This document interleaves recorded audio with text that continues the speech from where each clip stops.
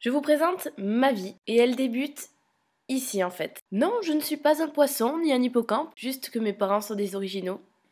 Après 9 mois de gestation, les emmerdes ont commencé et ils m'ont appelée Lou. Déjà, le prénom en lui-même était une grosse emmerde. En fait, pour résumer le calvaire que j'ai vécu, je dirais que tout le monde s'est foutu de ma gueule. Du coup, j'en voulais trop à mes parents, quoi. Ils ont fait exprès de m'appeler comme ça ou comment? Pour situer mon cadre de vie, j'ai vécu là, au pied du pic du Midi, avec mes 2 parents originaux, donc Eric, ici, et là Pascal. On avait un petit chien aussi, enfin un petit chat, enfin je sais pas trop. Mes parents ont décidé que ce serait mon frère. Quelle belle famille, n'est-ce pas? Mais après, on était souvent que tous les trois, avec mon frère donc, et ma mère, parce que mon père partait souvent à l'étranger. Moi je croyais qu'il allait faire la guerre, qu'il allait tuer des gens, qu'il allait revenir vainqueur. En fait, c'était principalement des entraînements. Enfin bref, j'avais quand même un grand frère de substitution, Quentin là, avec sa petite coupe au bol. En fait, lui, c'est mon copain d'enfance, et on a tout fait ensemble. Enfin presque. Toutes mes plus grosses conneries, je les ai faites avec lui. Comme par exemple ce jour où on avait foutu le feu au roseau avec des pétards. Bizarrement, nos parents avaient pas trouvé ça très drôle. Mais à côté de ça, Quentin, c'était le seul qui se foutait pas de ma gueule parce que je portais des polaires quechua et un chignon tellement tiré qui me donnait l'air d'un chinois constipé. Big up, mon frère. Quand j'étais ado, j'avais quand même quelques lacunes au niveau relationnel, et je suis même pas sûre que j'avais la moyenne d'ailleurs. Mais ça y est, j'ai compris pourquoi. En fait, je voulais plaire à tout le monde, mais je faisais aucun effort pour plaire à tout le monde parce que j'avais pas envie de ressembler à tout le monde non plus, quoi. Du coup, ça bloque. Et ce n'est que très tard que j'ai décidé de grandir, de mûrir et d'assumer qui j'étais vraiment. Quand je suis arrivée au lycée, ça a été la révolution. Le lion en moi est sorti de sa cage et a tout dévasté sur son passage. Balayage d'amis, nouveaux bagages et tout un tas de rimes en âge. Et voyez comme le destin fait bien les choses. Je suis tombée dans la classe d'une fille et là, ce fut the love at first sight.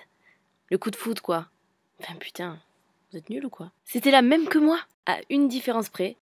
Différence non négligeable quand même. Avec elle, une espèce de télépathie s'est installée. En fait, on n'a même plus besoin de communiquer, on a juste à se regarder. Hop, un regard lancé, un message envoyé. Je veux pas dire, mais c'est quand même un gadget ultra pratique. C'est cette année-là où j'ai connu mon pote Loïc aussi. La caisse, le Kylian Jornet de dernière generation.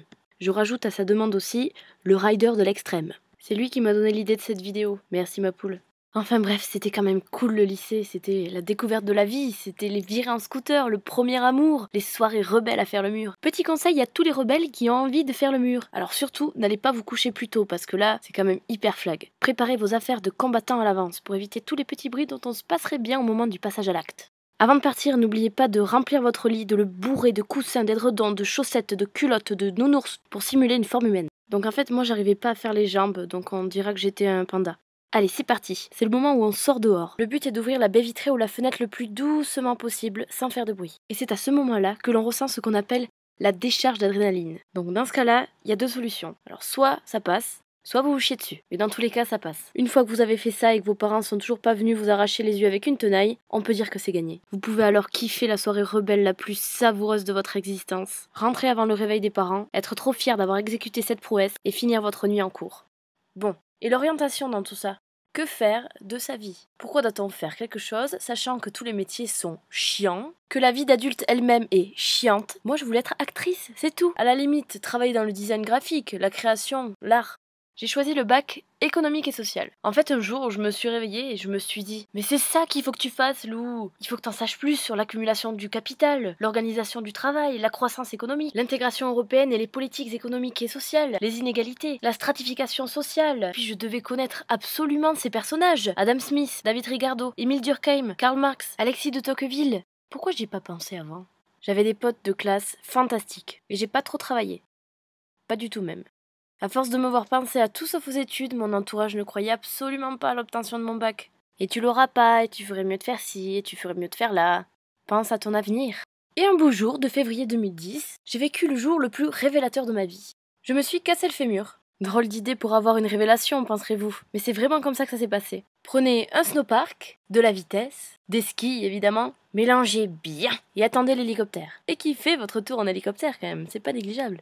Eh bien, que vous me croyez ou non, c'était une des meilleures périodes de ma vie. J'étais super bien entourée et voici ma révélation. Tadadam! J'ai su que je voulais être infirmière. Hop, aucune perte de temps dans le cursus scolaire. 3 semaines avant le début des épreuves, je me suis dit, il faut peut-être commencer à travailler. Du coup, j'ai essayé de réviser tactique.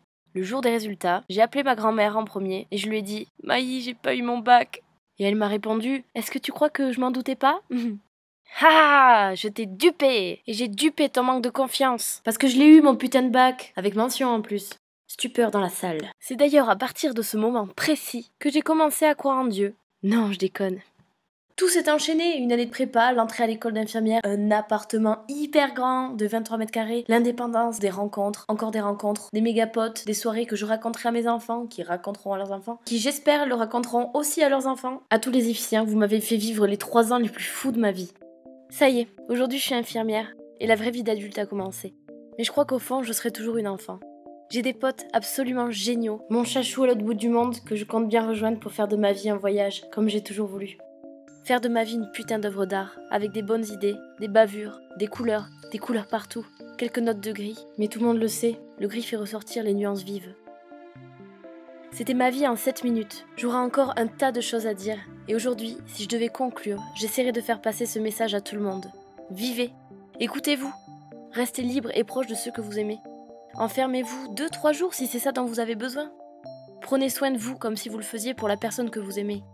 Gueulez si vous en avez marre. Énervez-vous, putain. Récréez-vous, soyez tolérants, envers vous-même, mais aussi envers les autres. N'ayez pas peur de la différence. Entourez-vous de gens qui vous font du bien. Surpassez-vous pour concrétiser vos projets. Ne soyez pas effrayés par le changement. Aimez. Et soyez juste vous. Je parle avec un témoin. À tous les gens qui ont fait partie de ma vie. Ceux qui sont là, ceux qu'on ne voit pas souvent, et ceux qui sont partis. Juste merci. Souris toi aussi. Voilà. Mais sincère.